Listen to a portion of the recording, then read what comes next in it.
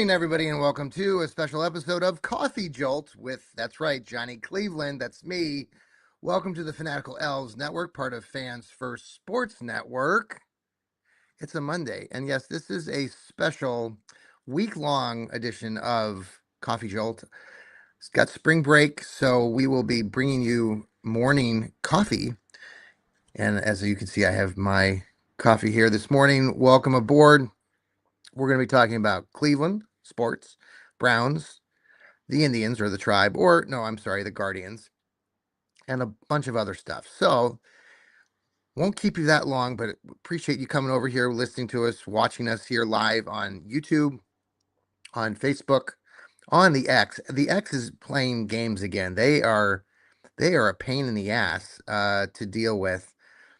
All that money that Elon Musk puts into the X, they still can't figure out with the company we work through is StreamYard for our video, and the X is making it complicated. So we're trying to get that straightened away, but the video of this might not be exactly live. It might be coming on shortly after.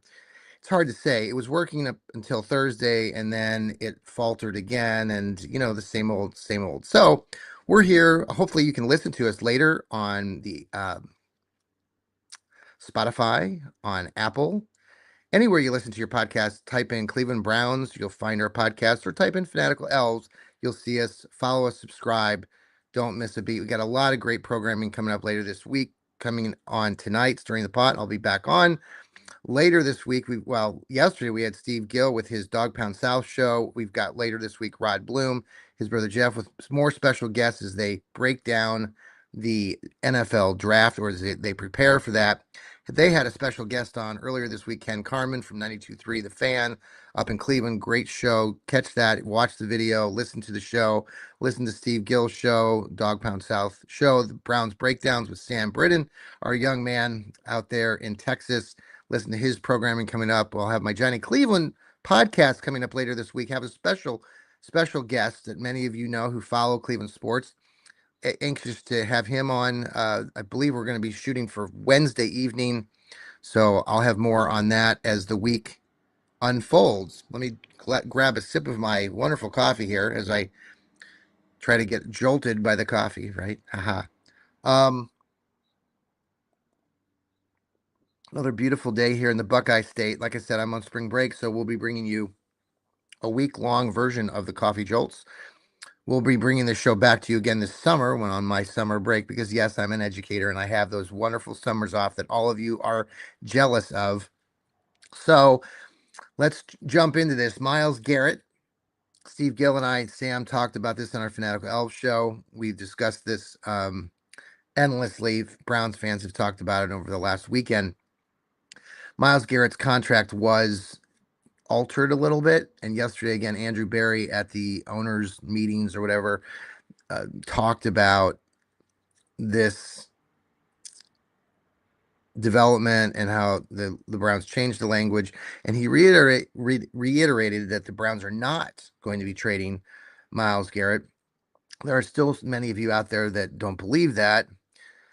I believe what Andrew Berry is saying. I believe, listening to other colleagues of mine like Steve Gill, who has an ear to the team and has some inside knowledge, the Browns are not going to be trading Myles Garrett this year. Now, does it open up a can of worms down the line and give the Browns an opportunity to potentially trade him? Of course, and that could very well happen, but it's not going to happen this year. And, I know Myles demanded a trade. I know we all know the storyline behind that. We know he's still here with us. I don't look at him being traded.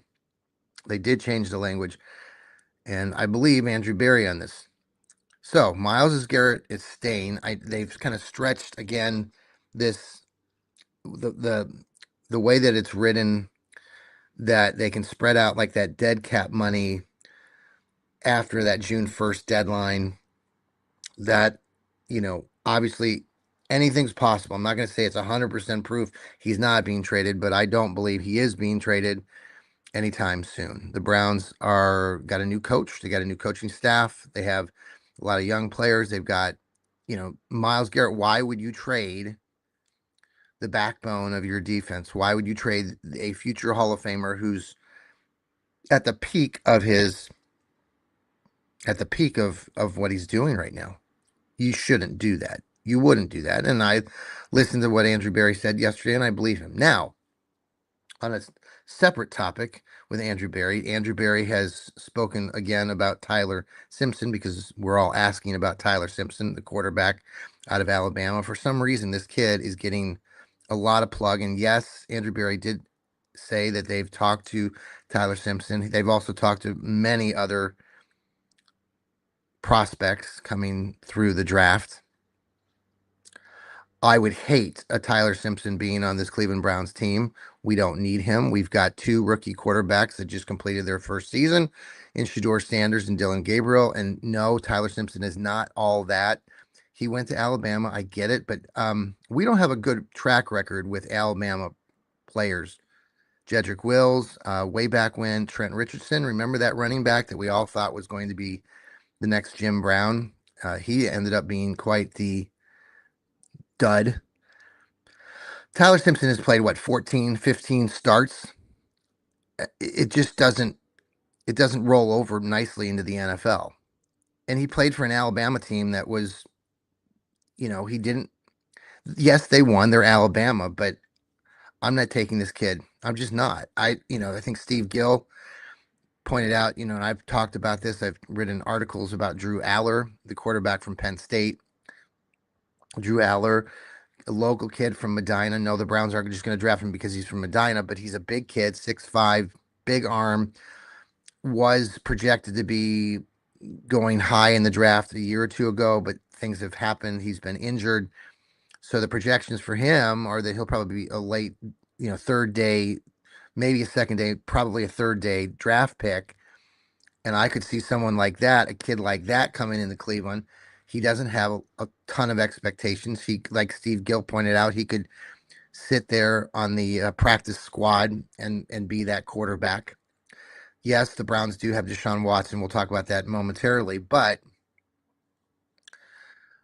please, please, for the life of God, Tyler Simpson, no, thank you. He doesn't have the experience, and I just don't like the kid. I don't think that he's a very good quarterback. He's from Alabama. We don't have a good track record with these kids. And I mean, some of you guys out there, some of these football people are projecting him being drafted, I mean, high in this draft in the first round. I mean, that's just crazy. He is nowhere close to being a first round prospect. He's a day 3 prospect at best. He's not even close to any of the quarter. I mean, Shedeur Sanders is a better quarterback than Tyler Simpson.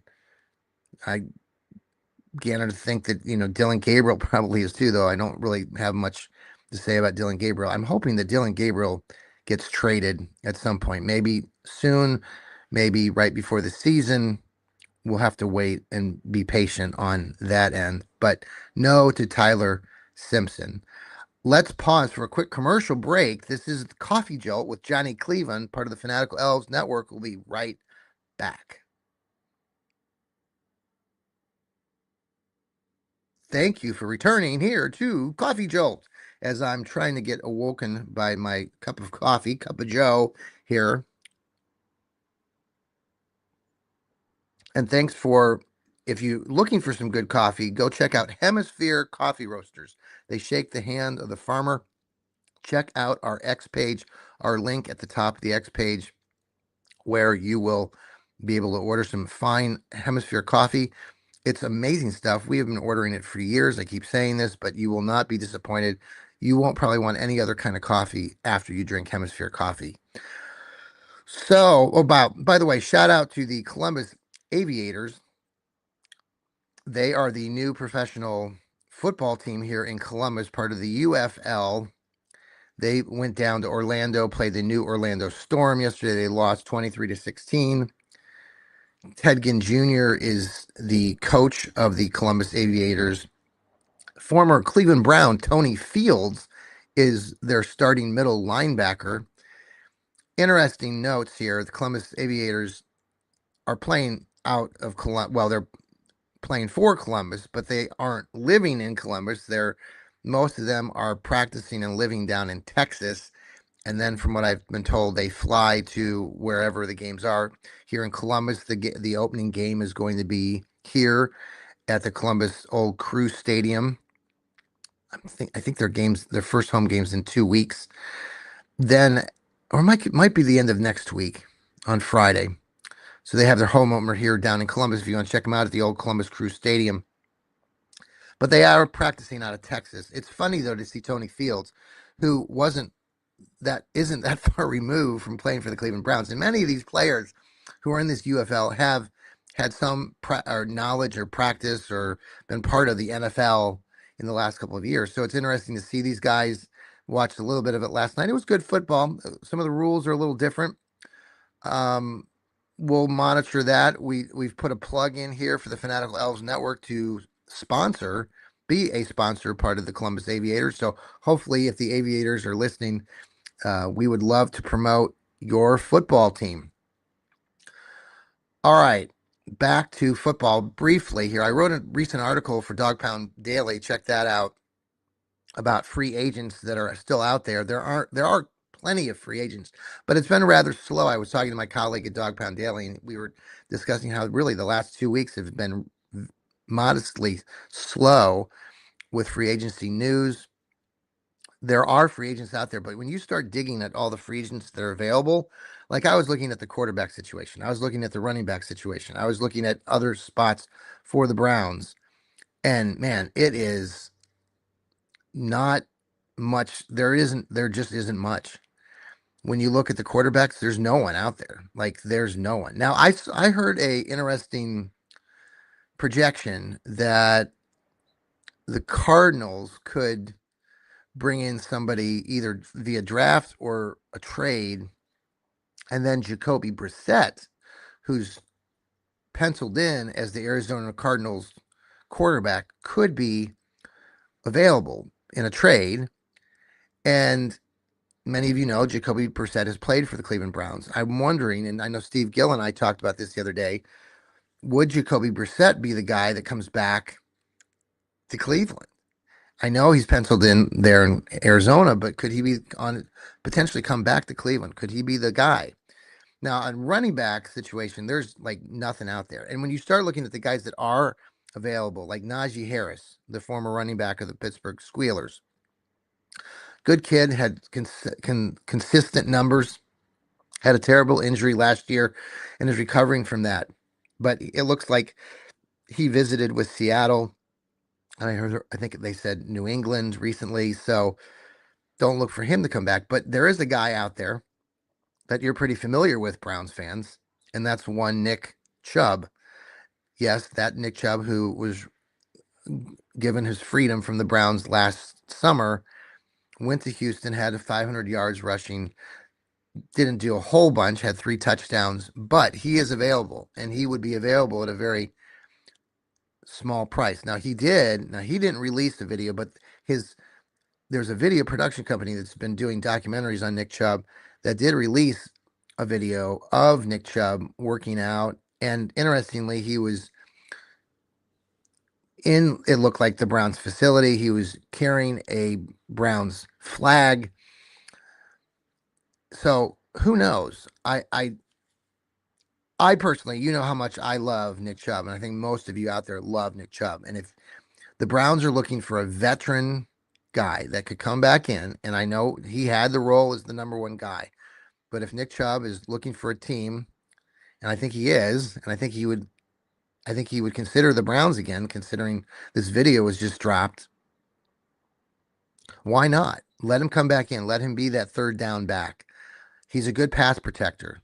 You could get him on a small contract, like $1 or $2 million for the season. It would be cheap, and it would be something that I think Browns fans would enjoy. They were yearning to find something to hold on to as this team is sort of going through this change. We've got a new coach, a lot of new players, a lot of them are young. We don't know what's happening at the quarterback position. So we really need to address that. And I'm hoping this organization understands that.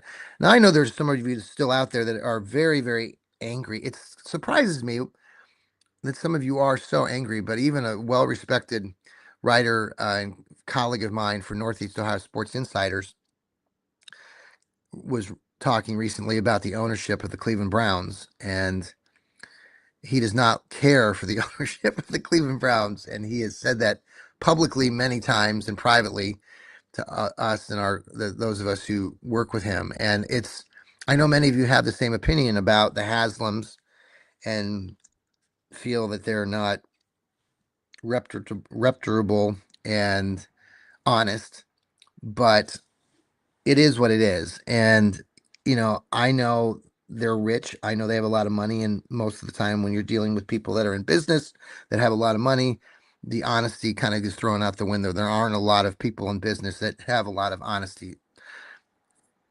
So, what the Haslams are doing probably isn't unlike what a lot of people are doing. Now, interestingly enough, there was some information that came out over the weekend about the Browns' projections on the cost of the new stadium, the new dome being built in a couple of years. It's going to be cost more. With the price of everything going up, things are going to cost more. The Haslams have also matched that and are going to pay even more of their own privately funded monies. So I know it's not a lot, but the projections I've read says they're covering about 70% of all the costs. The Haslams are. So I know some of you are still belittled and upset that the Haslams are part of this, but it seems to me like they're doing their fair share. But I'm not going to change opinions if some of my colleagues are going to continue feeling that way. So, all right. Switching gears a little bit, let's talk about the Cleveland Indians. I mean, the Guardians. I mean, the Tribe. No, I mean, the Guardians. Gosh, it is so for us older Brown or in Cleveland fans. I mean, they're the Indians. We know that. We know that they're the Indians. They will always be the Indians in my mind. Can't change that. You never will. They are the Tribe. So they got a new player named Chase DeLauder, and this kid doing some pretty good stuff. He certainly jumped onto the scene the first couple games of the season. He led off the season with a home run. He hit another big home run late in the game to secure another win against Seattle. And he has 4 home runs. In his first game, he had 2 in just the first game. So he has 4 now. And they've played 4 games, I believe, and has 4 home runs. He has 17 at bats with 4 home runs, 5 RBIs. Now, one thing I don't like seeing is that he's also struck out 6 times. So he's been at the bat 17 times. He's hit 4 home runs and struck out 6. So we'll see what happens. I think it's a fantastic start. Nobody in Cleveland Guardians history has ever started out so well as far as home runs are concerned. We'll see what happens. Remember the old player named Joe Charbonneau? Remember that guy? Or what was the kid's name? Sexton. We've had some Cleveland Indians in the past that have come through and have seemed like they were going to be fantastic. They were on the cover, Corey Snyder on the cover of Sports Illustrated, and then they've faltered. So I certainly don't want to believe that with this new kid, Chase DeLauder, but it's a 162 game season. He's certainly off to a hot start. Happy for him, happy for his family, happy for the Cleveland Guardians organization, as I think, Cleveland's got a good team. I saw some funny stat that showed, the Major League Baseball teams and the breakdown of where they are as far as rankings and their power and all of this, historically. And they were showing some of the teams like the Yankees and the Dodgers up there just simply because they spend more money than any other teams in the Major League Baseball. And then Cleveland was listed as will always win 90 games, but that's about it. And that's good. I'm glad that they're winning well, and they're spending little, and they're winning 90 games, which is really quite an accomplishment to the coaches and the players. But it's kind of where we're at, and I had this conversation. I talked about this the other day with my other show about the Indians, and they're really well, they've had a couple legitimate shots. You know, in 94, they had, you know, their last time they won the series was at 48. My God, they played it in 54, got swept. Then current times, and well, not current, but back in 95, they had that team was just dynamic, but they ran into a really hot Atlanta Braves team. David Justice wins it against the Indians back then, 1-0 in game six. 97 was really their legit. Well, they had two real legit shots, right? 97, they were playing that made up team from Florida that they just brought in a bunch of free agents one year, including Bobby Bonilla, who's a great guy. Got to meet him. He's still getting paid by the Mets. They lose that series just horrifically. They had the lead, and Jose Mesa blew it. I mean, just he blew it. So they lost the 97 series, which they should have won. And then you spring forward to 2016, you have a 3-1 lead against the Cubs. The Cubs, of all teams, a team that's been even worse than the Indians or the Guardians. Okay, I'm just going to say Indians. So if you listen to me, I'm not talking Guardians, it's the Indians because that's who they are to me. So, yeah, that's some tough times. But you know, they're off to a good start. Cleveland's off to a good start right now. Hopefully, this chase to water will continue. I think they play the Dodgers tonight. Maybe it's going to be a tough series. Dodgers are always good. All right, one last final thought before I let you go, and then we'll be back later this evening for stirring the pot. NCAA basketball, wow, right? What a finish yesterday. Congratulations to my buddy Troy, colleague of mine. Had a pretty nice kind of had a nickel or two on a series of games and how they would work out on those on the money betting fun things, and he needed Connecticut to win. And Lord have mercy, I'll be honest, folks, I did not watch the game live, but I was getting text messages from a bunch of my friends who were watching the games, and it was hilarious to read the text as they were coming through because it looked like Duke was going to win, according to these text messages. And then all of a sudden, everybody was going, "Oh my God, holy crap, what just happened?" And then I saw the highlights after and have reread everything and saw the game backwards on replay. And wow, I don't have a lot of respect for Connecticut. I hate the Hurley brothers. They're obnoxious.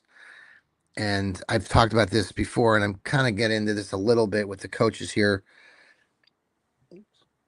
But Connecticut ends up pulling it off. The freshman kid for Connecticut hits this, 40-foot shot practically at the buzzer. I, not that I have anything against the Duke kids or the Boozer brothers, but many of you Cleveland fans understand this. When I mention Carlos Boozer, if you're older, you understand. Carlos Boozer, their father of the two players that played for Duke, is a complete idiot. He's an ass. Cleveland Cavs fans understand this going back to 2004 when he bolted for Utah for $70 million contract when he had already agreed in principle to a contract to stay in Cleveland with LeBron, with all of that. Was it prior to? No, it was after LeBron had made it. LeBron was there, and Carlos Boozer was a big part of those Cavalier teams. And there was an agreement between him and Gund, the former owner of the Cavs, that he would come back and continue playing for Cleveland. There was going to be like an extension. And then all of a sudden, a couple days after he agreed to this in principle, he made a deal with Utah. So we understand. I mean, if you're a Cavs fan, we hate Carlos Boozer. He's the enemy. He's just a crappy dude. He's tried to get out of it a few times since. I don't know if you've read the backstories, but he's trying to say that Cleveland somehow was doing something illegal, and he didn't want it to come back and hurt Cleveland long term. Way to go, Carlos. Way to be thoughtful and caring and care more about the team than you. Not. It's just crazy. Anyway, his two sons play for Duke, and they're really good players, and they're going to be good players probably in the NBA as well.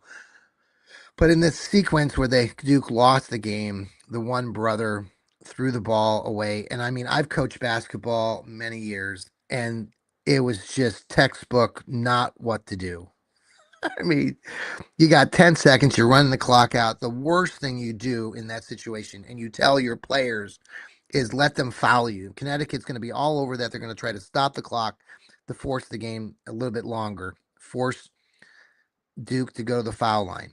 Instead, they throw the ball into the first Duke brother, the Boozer brother, who then throws it back to the middle. Now, in basketball, yeah, you want to get it, maybe get to the corner, throw it back to the guy in the middle who throws it, to the next guy, or either to the right or to the middle, which he did to the other Boozer brother. Now, the first kid, he should have held on to the ball, tried to get fouled, but he released the ball. He fumbled it and then he released it. At that point, he's throwing it back to this one kid, and then he throws it back to the other Boozer brother. The Boozer brother, the biggest fundamental stupid thing that he did, the minute he got the ball, if you go back and look at the replay, he turned, which you're coached to do. But what did he also do? He turned and he dribbled the ball and picked up his damn dribble. You don't do that. These kids they have got, I mean, this is where practice doesn't make perfection, but practice and understanding game situations is huge. And this kid just flopped. He made a huge mistake. He turns, he dribbled the ball, picked the ball up, and then the next thing that he screwed up horribly is he tried to throw the basketball through two defenders, four large guys, four large hands of guys. You can never throw the ball through the defenders like that, especially in a late game situation. It was just such a terrible mistake. And then we all know what happened. The other kid grabbed it, threw it back to the other kid, and he threw it in from 40 feet out. Should never have happened. Should never have happened. And I know, and I listened to the Duke coach after talk about that scenario. And he's right. I mean, basketball isn't lost just in one play. That one play did not lose the game. I get his philosophy on that. I mean, there's all sorts of things. They had a 19-point lead, a 15-point lead at halftime. There was a lot of things that led to that. So the other part of this, just getting back to the whole coaches thing, there's been a lot of stupid takes by coaches. And on the women's side of basketball, and I love the women's game. I watched, my daughter played hoops for Buffalo, and I talked about Coach Jack, her coach, who now is at Syracuse, and caught a lot of slack last week for sort of crying sour milk when she complained about how they lost to, this is last week, and how they lost to Connecticut, and they were always in their bracket, and they got beat by like 50,000 points. Coach Jack, and I've known Coach Jack personally, doesn't typically go down that road, so I'm going to give her a break. I know her well. Probably shouldn't have done it, but she made it public, and so a lot of people criticized her. If you listen to that whole press conference, just by the way, she did say that her team needed to be better and practice better, and it was her own team, her and her own team's fault. But people just like to focus in on what she said about Connecticut. Spring forward to earlier in the week with Connecticut's coach Gino Auriemma, who can be a real dweeb. He's a hothead. He's been pompous. He's an arrogant ass. I'm sorry, the guy is. I mean, I know his teams are great. He gets the best players on the planet, and that's why it's women's basketball in college is so unfair, because it's Connecticut and South Carolina. I mean, that's what it is. And he was complaining earlier in the week about this new regional setup for women's basketball. And basically what they've done is they took the 8 best teams, and they split them at no, they took the 16 best teams, the Sweet 16, and they had them on 2 regional sites where there were 8 teams at each site.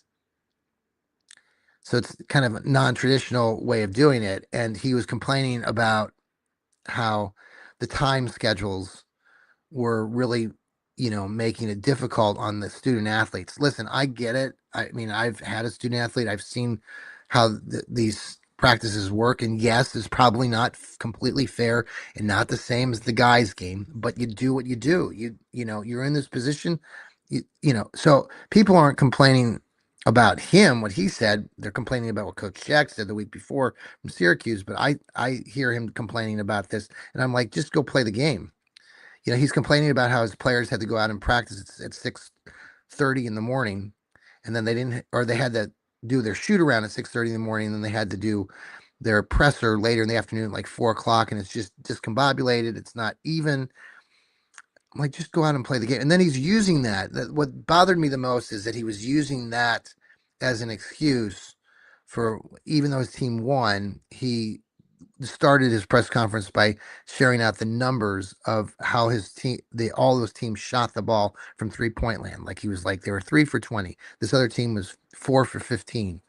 And he says, you know why that is? It's because basically it's all this discombobulation. And I'm thinking to myself, great coach. That's really not. I mean, you have a season's worth of shoot arounds. He was even complaining about the basketballs.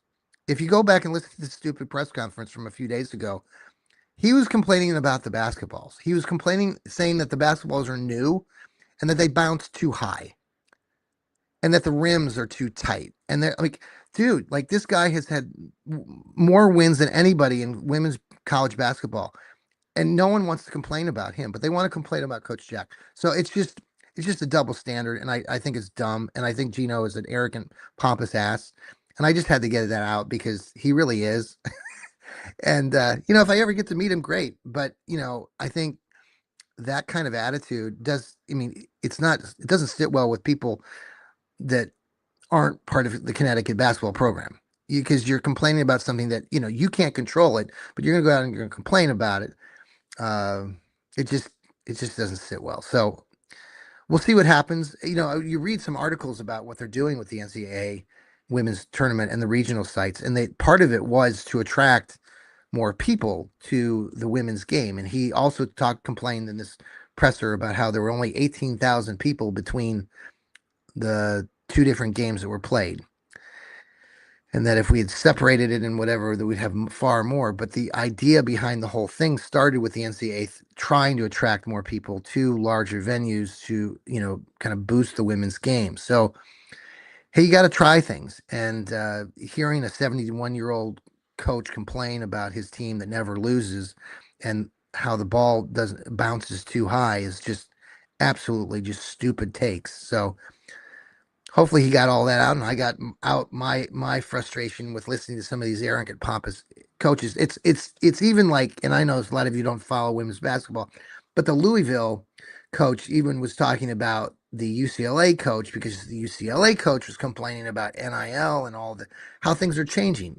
The landscape of college sports has completely changed. And we talk about this a lot. And basically the Louisville coach said, hey, I'm friends with this UCLA coach. I understand what she's saying, but you got to go out and play the game. You got to go out and do these new things and stop complaining, basically. And that's what I'm here to remind everybody. Stop complaining, just play the game. I mean, Connecticut now is back in the Final Four for the 20,000th time, basically in a row. They're like a machine. So to hear any of these coaches complain, especially at the high level, about why things are unfair is just complete and utter just stupidity. So, all right, folks, we will talk to you later on this evening with our next Stirring the Pot show. Thanks for tuning in, watching us live here on the Fanatical Elves Network.